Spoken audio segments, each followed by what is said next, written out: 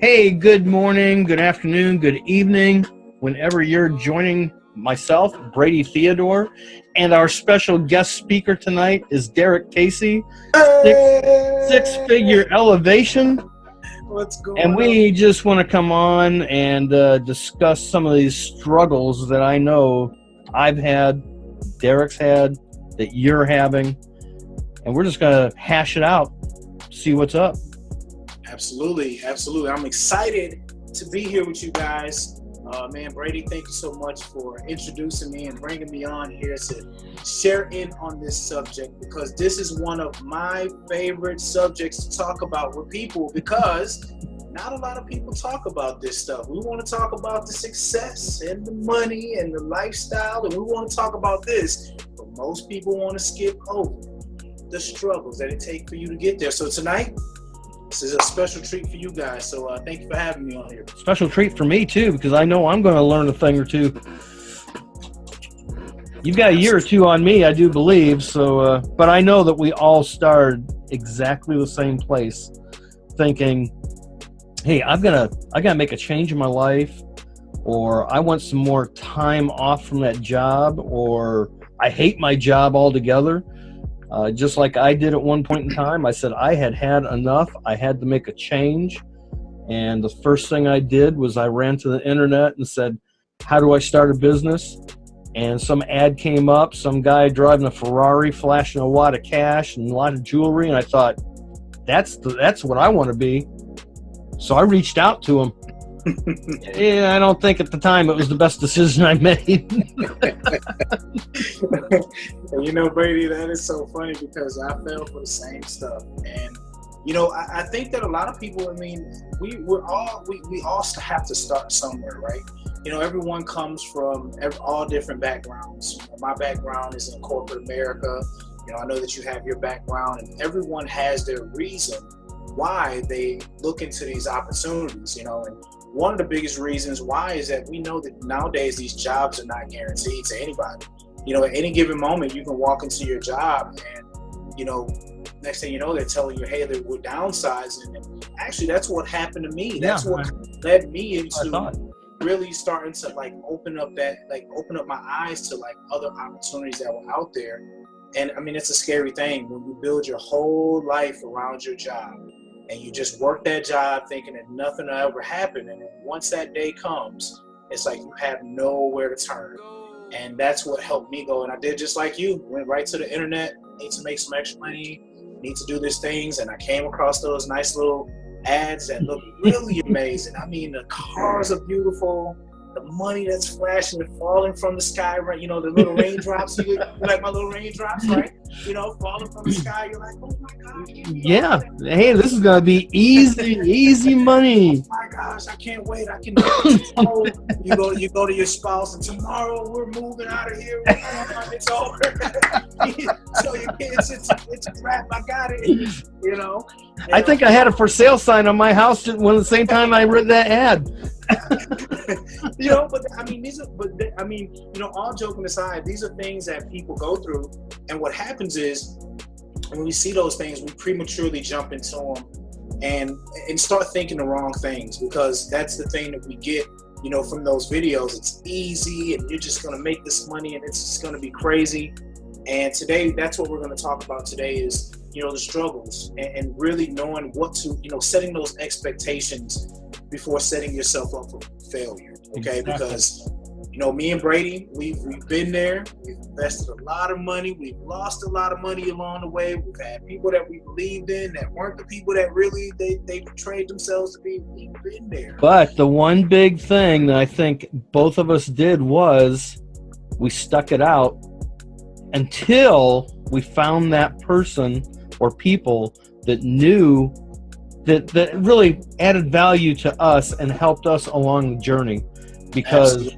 It's not a bunch of fake, scammy stuff. I mean, it is real money with real businesses, with real products, with real people. It's there. You just have to find the right people to work with within the system and learn it and implement it. Absolutely. And, you know, one of the things for me was, and when it comes to connecting with people, my thing was when I started connecting with people, I started following those people because I believed that they were successful and things like that. And a lot of times, a lot of people, and I'm telling you, it's not going to be the first time, it won't be the last time, you're going to connect to people that you think that are going to be the right ones and they're not. And you're going to feel like you're out on this island by yourself. And you're going to have this feeling of, what do I do next? Where do I turn? What do I do? So what did I do?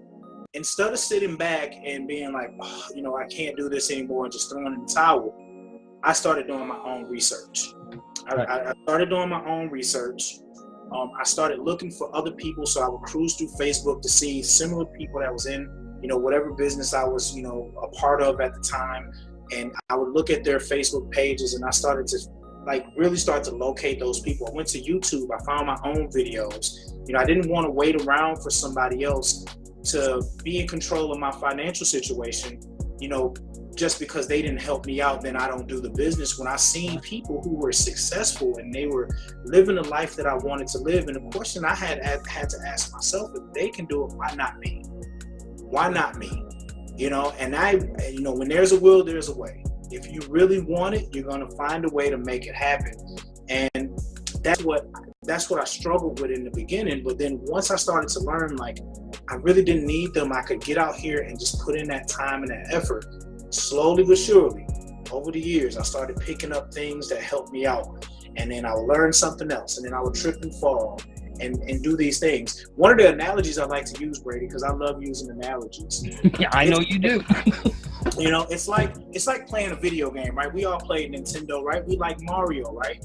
So when you first got Mario and got that Nintendo and you pulled it out and you were so excited about playing this game, did you know how to beat the game in the beginning?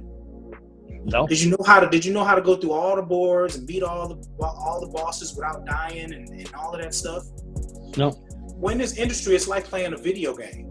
You're gonna get in and you're gonna go through the board, and then, like, you know, the little mushrooms, you didn't know the mushroom was gonna fall on your head. And all of a sudden Mario died, right? Did you turn the game off and say, you know what, the hell with Mario, I'm dying, this is crazy, I can't believe this happened, I'm done, never playing Mario again? No, you didn't, right? You went back to the beginning and you learned something, right? You learned something from that moment. So what happened was, you went back through it, you got there, you knew that the mushroom was going to drop on your head. So what'd you do? You stopped a couple steps behind, let them fall down, jumped on them, and then you kept it moving through the game. Next thing you know, you go and you're running, and then there's that big opening, you got to jump over, and you didn't get enough speed, and you fell down. Did you throw the game away and say, oh my God, I can't believe I fell in there, I'm done? No, you didn't. You went right back to the beginning, right? You learned 2 lessons from that, right? You learned that the mushroom was going to drop, so you got to wait a couple of steps, jump on them, and then you got to pick up speed so you can jump over. And that's what it's all about. You're going to fall multiple times. You're going to fail. That's another one of your great analogies, which I had not looked at that way.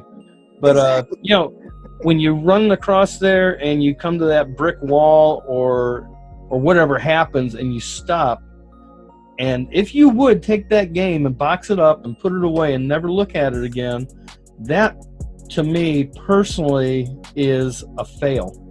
I mean, it's just a personal fail. You quit, and so many people in this business, like I had those thoughts, they usually jump in with all these big aspirations and dreams without really a vision, but just dreams. They go at it for 3 months, they don't see a red cent, they've lost their friends, and they quit.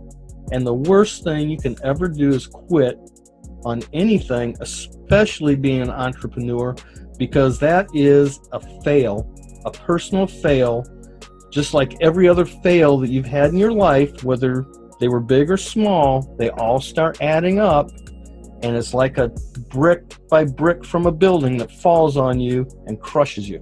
And then you stop. Exactly. And you know, and let's talk about failures for a little bit, because, you know, I'm all about mindset shifting. You know, we look at failures, a lot of people look at failures as a bad thing, right?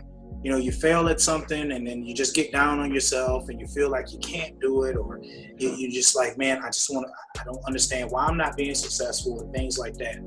And one of the things that I've learned along the way is be excited to fail.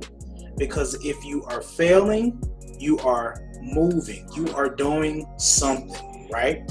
And failures are nothing more than learning experiences. So you have to fail so you can learn from your failures to step and move more toward the success. So your failures are nothing more than stepping stones toward your success. So if you fail at something, learn why you fail. See, a lot of people don't do that. So when they fail at something, they don't really hold themselves accountable for why they failed at something. It's usually everything else and everybody else. But the question that you ask is, did you put in the work?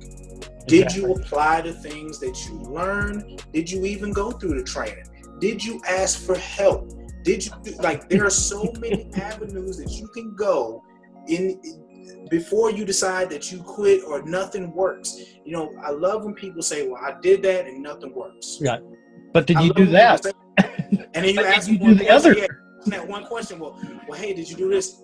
Well, you didn't do everything. You didn't do everything, right? You know, when I think about Thomas Edison and him creating the light bulb, you know what I'm saying? He was talking about 999 times of that he failed or whatever. And he said, no, I found 999 ways of how not to build a light bulb. Yep.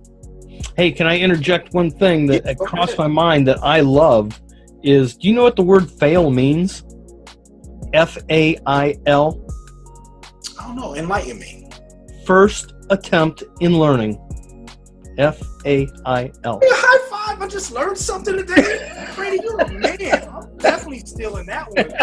I'm taking that one and putting that one in my I keep that in the back of my mind. Every time it doesn't work for me, I think, that was just my first attempt in learning. You are the man. You know what?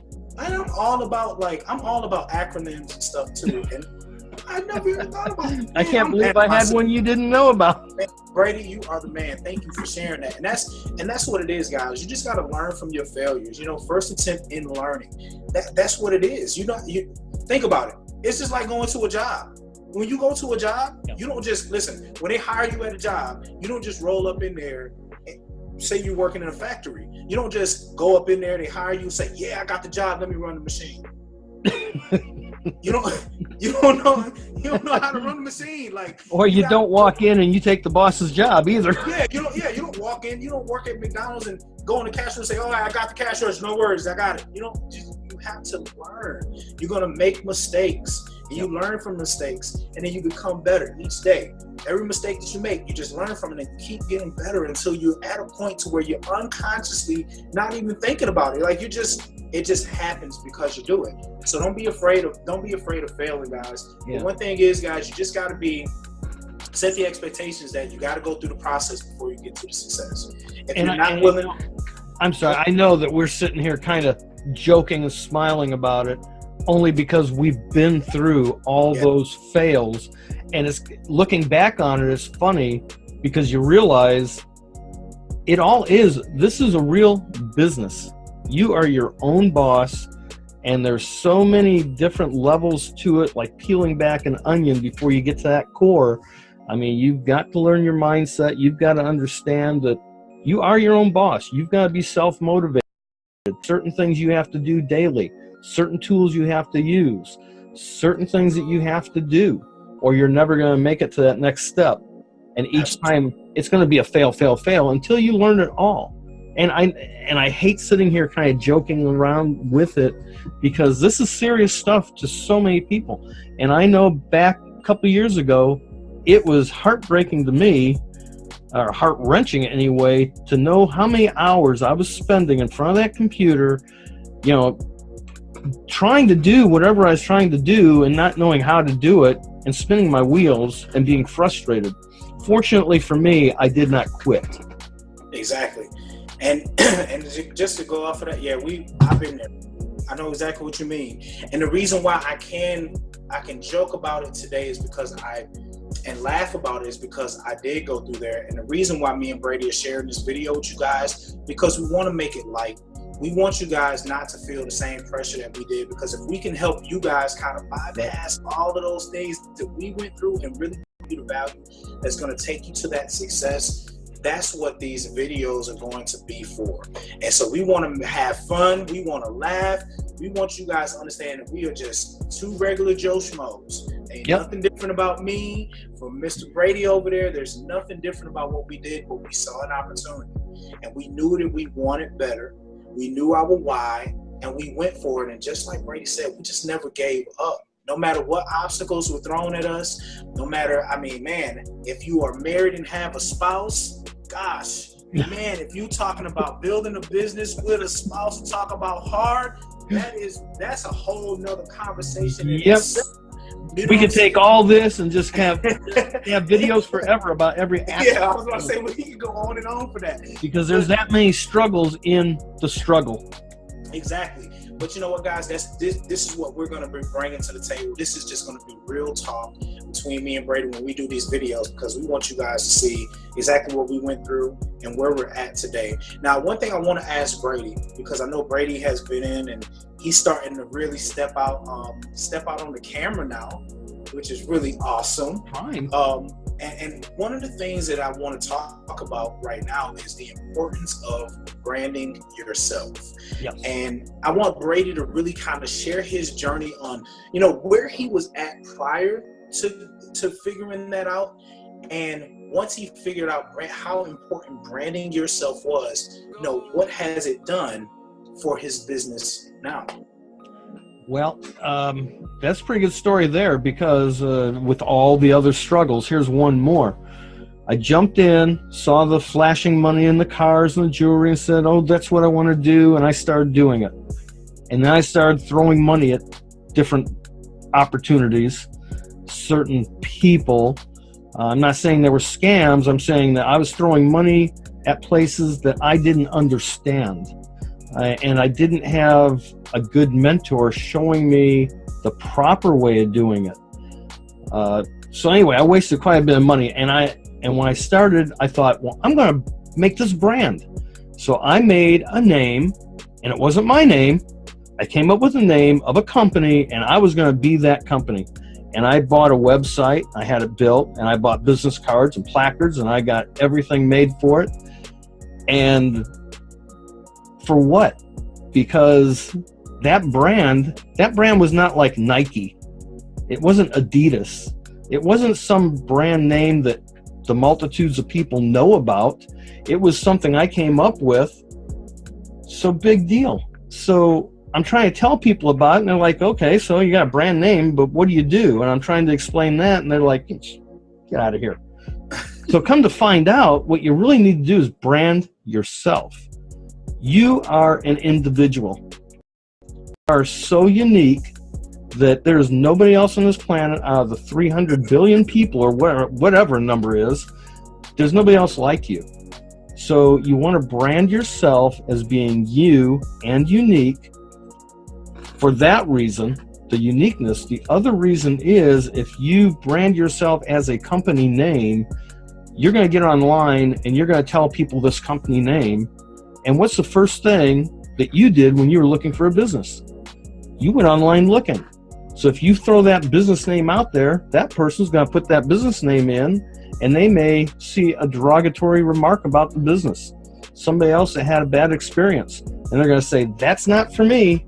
Get out of here. Get it away from me.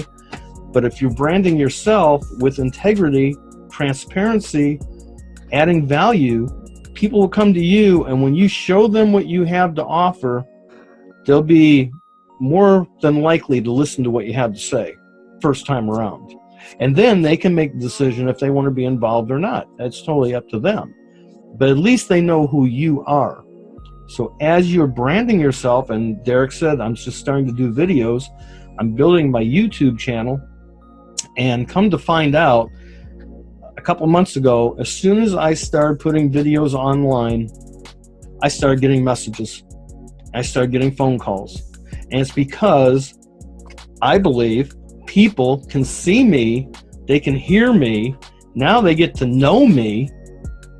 They know where I'm at. I'm right here. I'm right in front of you. Not everybody's going to like me. Not everybody's going to like the way I look, the way I sound, the way I act, or anything else.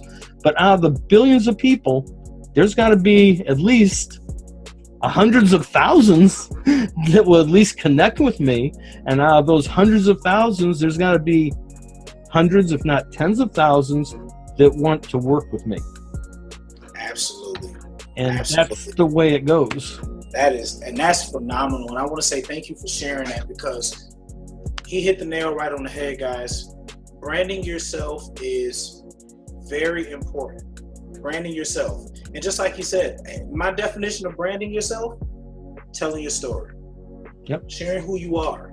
You know what I'm saying? Letting people be able to relate to you as a person, and sharing your story, your struggles, and really what led you into doing what you were doing, and sharing that excitement with other people. Okay? When we talk about branding yourself, here's a great example. LeBron James, as we all know, LeBron James is one of the world-renowned athletes, okay? He has a major contract with Nike.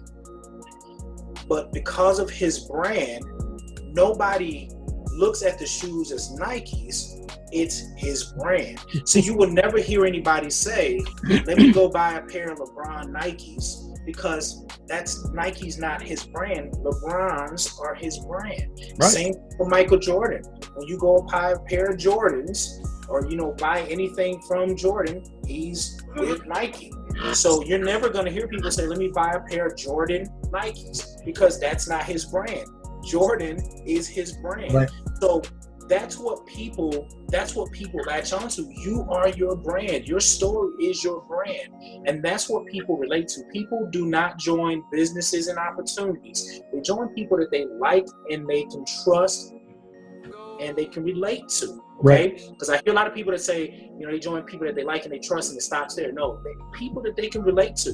Because if I get on a video and I went on Brady's YouTube and I'm listening at his videos, and he's a father, he has his kids, his dogs and stuff like that, and I'm a father that have kids and I have dogs, guess what? I can relate to Brady.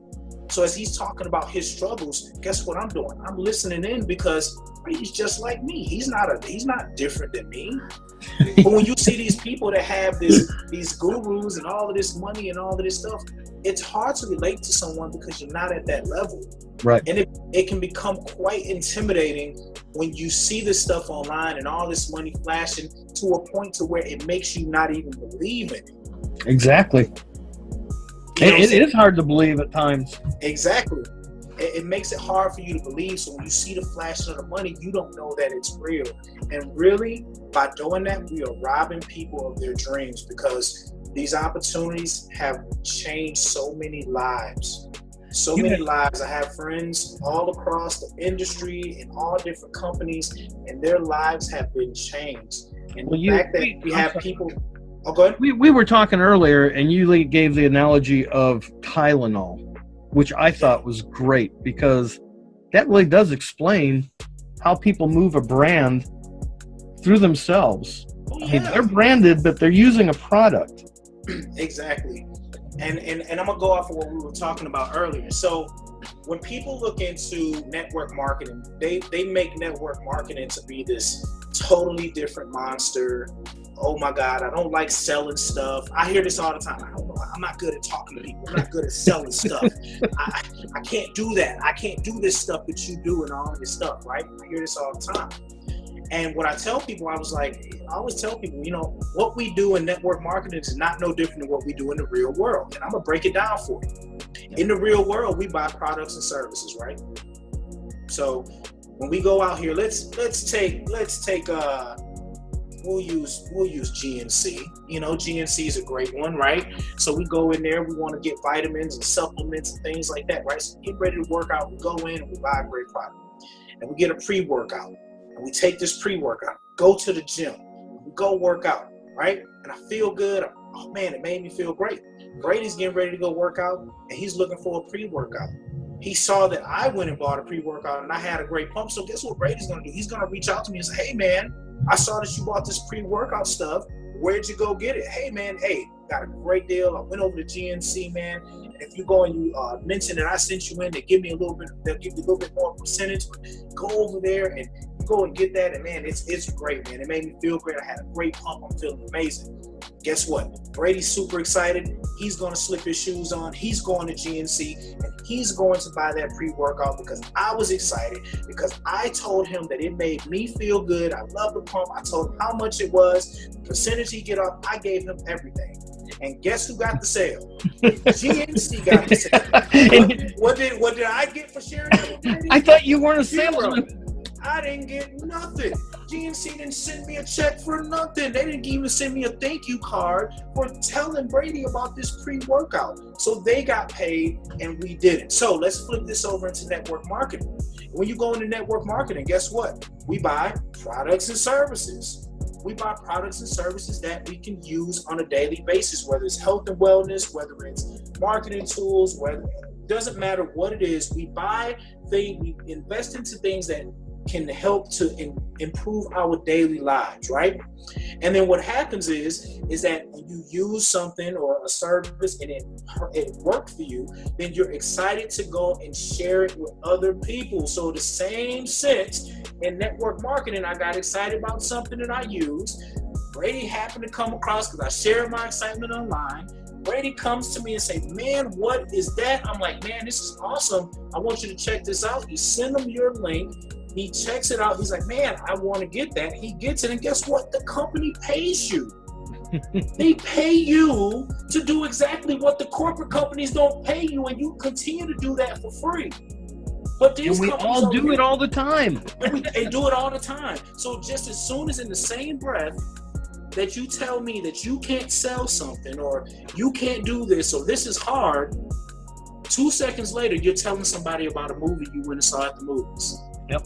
2 seconds later, you're telling somebody about a restaurant that you ate at because the food was amazing, the customer service is great, and you didn't get paid. Why are you still working for free? Why? I don't get it. So over here in network marketing, guys, we're nothing more than glorified customers of the products and services that we represent. Just because there's a compensation plan attached to it doesn't change or make anything any different. Because if you can go out here and promote and put things on there for the Walmarts and all of that stuff, I mean, guys, I can grab anything. I mean, this is a red Solo cup.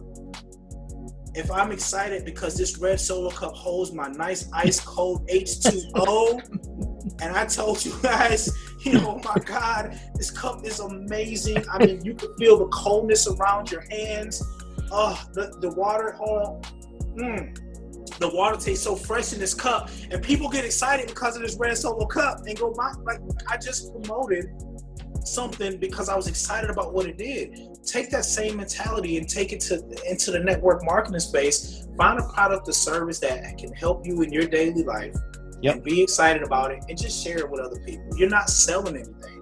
The only way that you're selling something is if you're not using your product or service. You don't know how it works, and you're trying to tell other people to buy it. Right. Well, Derek, now if you're getting a little piece of money from just showing what you use anyway, and then that guy goes out and buys it, you're an affiliate of a company somewhere. You're making a little bit of residual income. What's the difference between being an affiliate marketer opposed to a MLM marketer?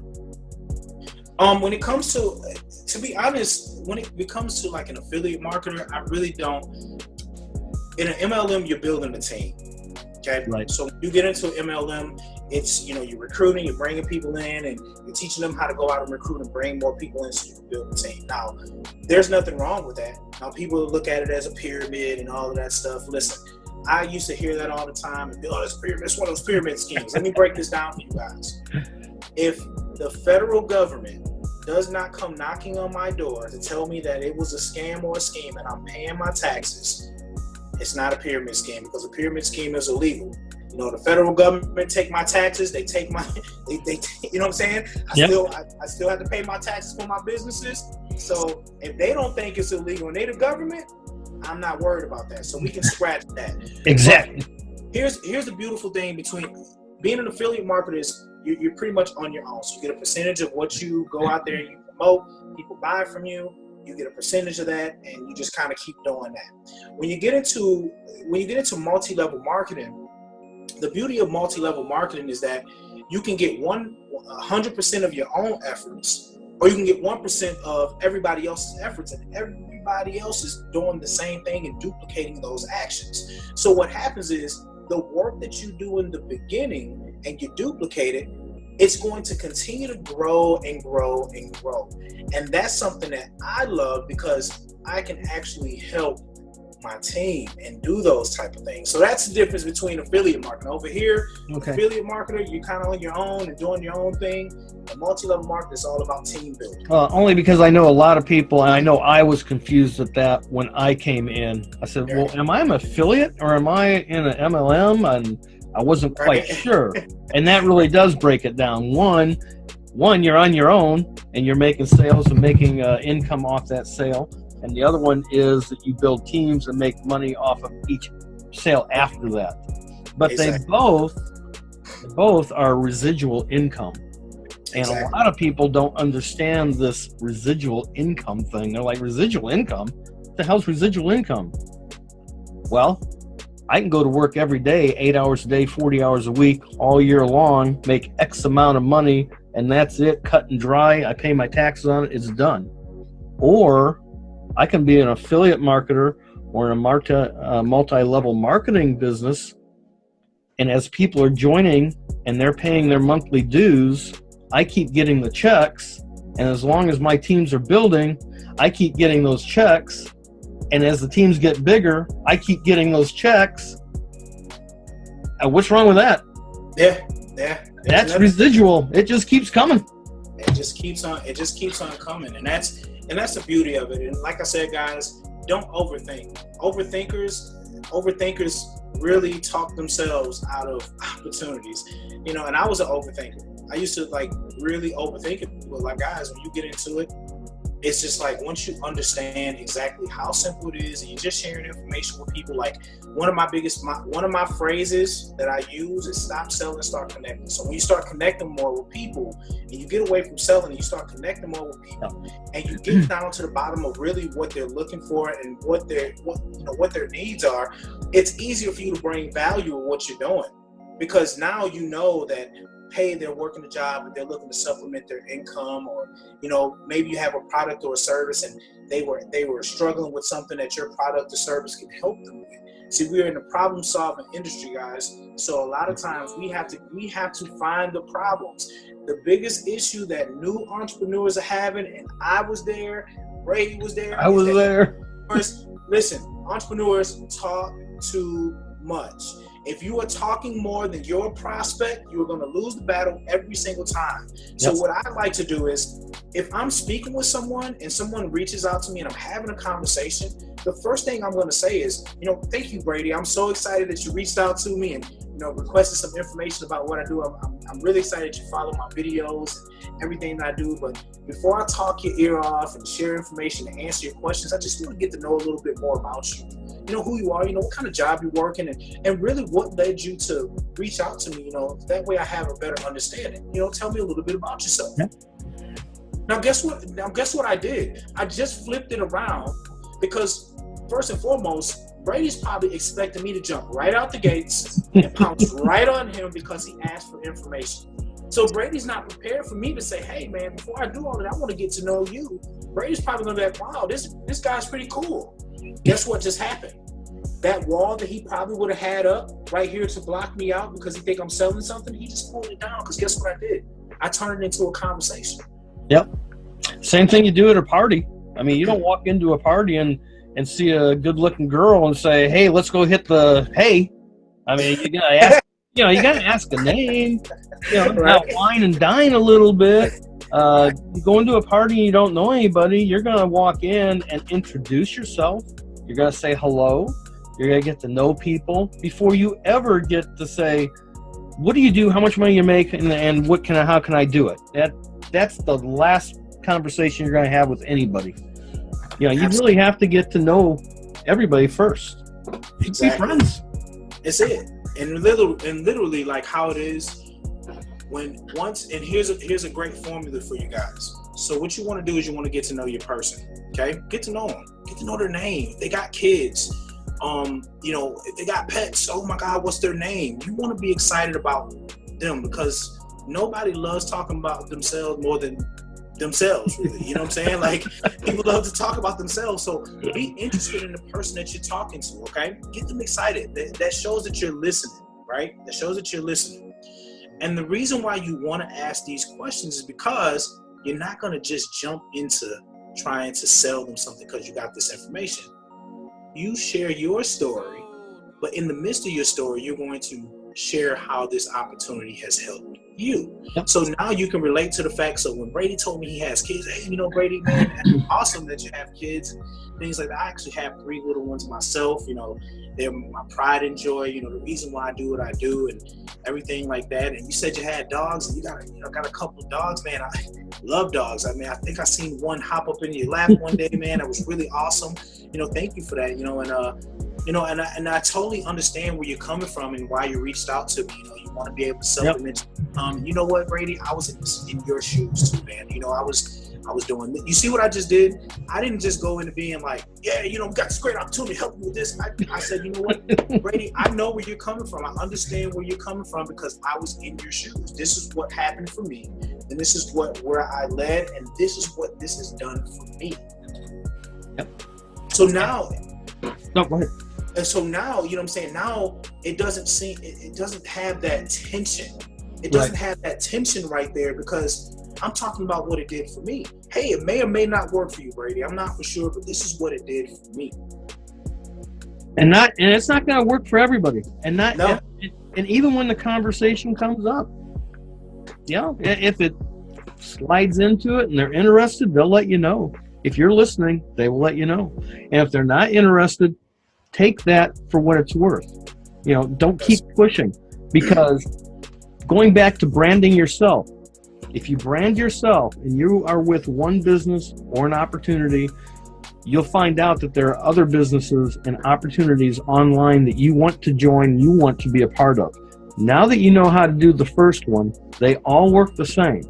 So then you join that next business or opportunity, but you've got Joe over here that you met. He didn't really care for what you had going on before, but now you've got this new opportunity or product. You go, hey, Joe, you know, we met before and you didn't really care for what I was doing, but I've got this. And then he goes, wow, that is cool. I liked that. Now, you just took somebody that was just a friend. Now he's with you in your opportunity. Absolutely. And one of the things, guys, you got to realize, it is statistically proven that it takes people 7 to 10 times of seeing information before they make a decision. So stop setting the expectation that you are going to get a sale or a sign up or whatever the case may be on your first conversation. That is a very small percentage. What happens is that you need to share the information, give them the value, and have them follow your page, because through your consistency of sharing your excitement and your story and everything like that, they're building their confidence along the way. See, once you share information with people, guys, their eyeballs are on you, even if they don't hit you up. Yep. Even if they're not in your inbox, even if they don't answer your messages, they are always watching, because most people are just waiting for your downfall. And when they see you be successful, they start to build their confidence. It may be 2 months from now, it may be 6 months from now. Yep. But if you are consistent about what you're doing and sharing the value and bringing that excitement, somewhere down the road, those people that told you no in the beginning are the ones that are going to come back. I keep raising my hand because I know you liked my fail analogy. Yes. Attempt and learning. Do you know what N-O, no means? And you hear no 9 out of 10 times? No. Next opportunity. Man. Well, I'm going to go off of that. And I like that. Here's something I'm going to go off of. I love no's, because no's are not final. I'm going to tell you the reason why people use no's. And this is just a mindset shift so that way you guys understand where this comes from. A no is a defense mechanism. It's a defense mechanism. And the reason why people say no, because it buys them enough time to like push you back. Because if you're feeling like you're selling something or whatever, it's kind of a pushback, right? So that gives them enough time to breathe, to look into the information. Think about it. If you go into a store right now and you got a pocket full of money, you know you're about to shop till you drop in whatever store you're going into, and that salesperson comes off behind that counter and says, hey, sir, can I help you find anything? What's the first thing that you're going to say? What's the first thing you're going to say? No, I'm just looking, right? Now, why do we say that? Let's take it a step further. Why do we say that? Just imagine with me. Let's go there. Just imagine if you walked in that store and said yes to that salesperson. What is that salesperson going to do? They're gonna try to tell you. Well, he doesn't know what he's gonna. He doesn't know because he didn't even get to know you. Exactly. So he's already. You said yes, and now they're trying to show you everything that you don't really need. So when you say no, all you're doing is buying yourself enough time to go in a specific area, look for a specific few things, narrow it down. And then you go back to the salesperson and say, hey, can you help me with this? So now you narrowed it down. He can't take you right. He can't take you left. He got to come right where you at, because that's where you are focused on, and that's what he has to answer your questions about. Yep. It's the same thing in our business. People say no because if they feel like you're selling something, it's a defense mechanism, because they don't know what they're going to do yet. They don't know if this is something for them. It may not be the right time. So they don't want to feel pressured into getting into an opportunity. So they're going to tell you no, so they can buy themselves enough time so they can not hurt your feelings, look into the information to decide on if it's something that is going to be for them. So this is something I like to use, and I'm going to say this and I'll give it to you.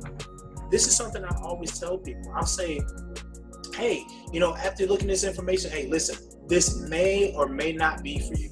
If it's for you, that's great. We'll talk about next steps. If it's not for you, you can tell me no, because trust me, I know a lot of people that this is not for, so don't be afraid to come back and tell me that it's not for you. You won't hurt my feelings. The reason why you want to do that, guys, is because that just shows that they're not gonna pressure them. When you pressure somebody, people gonna lie. When they feel pressure, they're gonna say something like this. Brayden heard this. This sounds great. Next Thursday sounds great. So yeah, if you hit me up next Thursday, I should be ready to get started. You know what happened? They did that because they didn't know how to tell you no. They didn't want to hurt your feelings. Yep. So next Thursday is a week away. Guess what happens? Brady's pumped up. He done wrote it down in his notebook. He's like, yeah, got him, baby. You know what? Next Thursday, we about to sign this person up. I'm so excited. And you know what most people do when they get that? I'm going to tell you what they do. It's funny because I used to do it. They stop talking to other people because they waiting on that one person for next Thursday. They didn't party. They're like, woo, what for next Thursday? And then slowly but surely, what happens? The days go by, and Wednesday comes around, and Brady can't sleep because he knows what's happening on Thursday. And Thursday comes around, and Brady wakes up, and he's cracking his knuckles, and it's a beautiful morning because he knows he's about to get this sign up, and he messages the person, and nothing. Crickets. Nothing. All that anticipation Brady built up for that one sign up, and nothing at all. Yep. And that's what it's about, guys. So that's the reason why you wanna be able to just have conversations with them. Let them know that this may or may not be for you, but just I value your opinion and want to know what you think about it. And if it's not for you, hey, no problem. Just let me know. And that's why they call this network marketing.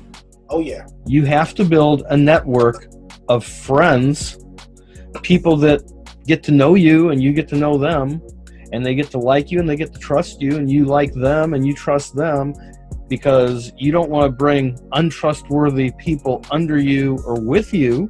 So it's a two-way street. It's a know, like, and trust both ways. And I tell people all the time, when I meet them and I present an opportunity, if they're not interested, that's fine. We're friends. No skin off my teeth. I may have something down the road. Even if they do seem interested, but they're saying, I'll get back with you later, I don't push them. I let them go. I just got off a call before we got on with a prospect that I had met a week ago that reached out to me. We got to know each other a little bit. I told him what I had, and he said, well, I'm not sure, let me look around. He just called me back and said, hey, can we get on a Zoom call and you show me what you got? I didn't high pressure him. There's thousands, hundreds of thousands of people out there that you can meet, talk to, get to know. Somebody's going to say yes. Many people are going to say no. Get used to it. It's going to happen. Absolutely. That's perfect. Yeah, you got to get used to it, guys. You know, no's, I love no's because I know a lot of those no's, it eventually will come back. You just got to keep on sharing and being excited about it. Just keep getting people in this. It's not about the sale or the sign up. It's about maximum exposure. It's about sharing this information and getting it in front of as many eyes as you can. And whoever takes it, that's great. Whoever don't, that's great. The saying is, some will, some won't, some wait. So what? Yep. Got to keep moving. That's it. Hey, Derek, you know, I think we've been on here a good half hour or longer. And I know both of us could sit here and do this for hours on end and keep talking, but I think other people have things to do. And I know that we both have more value to give to people. And I really wanted to get into that discussion, and maybe we can touch on it for just a minute about what's this value that everybody talks about? What's value? The value, guys, when it comes to it, a lot of people get so strung up on compensation plans. So I'm going to go through this real quick. A lot of people get strung up on making money and compensation plans and sales and signups and stuff. But the true value is, one, with you as a person. You can bring that value. But second of all, the company that you represent, the product and the service. And really, you know, what's behind that? You know, what can it do? What problems can it solve? You know, how can you help somebody or impact somebody by sharing this with other people? And that's where the value lies, guys, is understanding the power of the product or the service that you're using because you're actually using it. And then take that and share it with somebody else because you know that it can help them out. One thing I always ask people is that when you get into these companies, would you continue to use the product or service that you're with if there is no compensation plan attached to it? Oh. If you say yes to that, I would say yes. Exactly. The second question I would say is if you would stay with, you know, that product or service with no compensation plan, would you still share it with other people and tell other people about it? If you answer yes, that's what we get paid for. Simple as that. The commission structure, the commission structure, the money is just the cherry on top. The value comes before that. And then we got the prize at the end just for doing something that we do for free on a daily basis. So when you take your mind away from the compensation plan and you focus on the power of your product and your service and your brand and who you are as a person, and you take your story and you bring that value, guys, there's no way you can lose in this industry. Exactly. I agree 100%. And I don't want to keep everybody on here forever because you and I are going to come back 3 times a week, I do believe, is what we're setting up. Yes, sir. We're going to just discuss the struggles, the journey, how to get from A to B to C to D. And we're just going to keep sharing with everybody. I mean, I'm not selling a damn thing. I care less if I sell anything. I've got people calling me now, so I don't care. Exactly. But I want everybody else that's trying to make that leap from a 9 to 5 into a little bit of time freedom, a little bit of extra money. I want to show them how to do it also. I didn't think I could do it. I'm here doing it. Exactly. And just real quick before we go, guys, listen, if you've been feeling skeptical or you've been on the fence about joining the opportunity or doing something or wondering if this works or how you can do it and things like that, these are the videos that you want to watch. You know, you want to take this value and share it. Just click the share button, share it with your teams, people that you're connected with. Get connected with us because we are definitely going to be sharing some value that you don't want to miss out on because we're going to keep it real with you. And that's something that a lot of people don't bring to the table. Well, you know what? Me and Brady have decided we're going to bring it to the table for you guys. So I'm really excited to be on this video tonight, sharing this moment with you, Brady, man. I'm so excited that I learned something from you. Fail. I learned something from you too. What? That's freaking awesome. You rock. And I can't wait to be on the next video with you, my brother. Hey, thanks a lot, Derek. All right, sir. Talk to you soon. Okay.